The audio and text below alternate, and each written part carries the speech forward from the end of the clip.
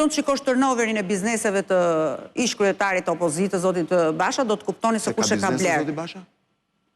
Nëse ju nuk i dini, ju ja themi dhe ne, duke filluar që nga projekti Porti Durrësit për të vazhduar pastaj me shumë... Zoti Basha, projekti Porti Durrësit Kunati vetë, më falni. Muhamet Alabarit. Kunati, po.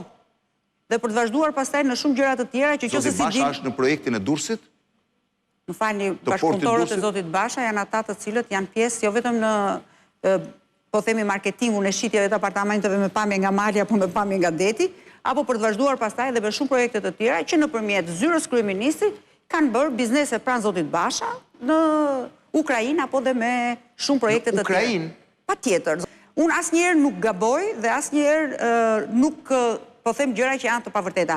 Pavarësisht nga kjo, është një gjë që përsëri edhe historia e zotit Basha, siç i erdhi zotit Erion Velia e radha, do t'i vi dhe zotit Basha radha. Shpresoj që qeveria holandeze të ketë mbaruar hetimin se me çfarë jeton bashkëshorti i zonjës Basha në Shqipëri dhe me çfarë funksionon partia politike e tij.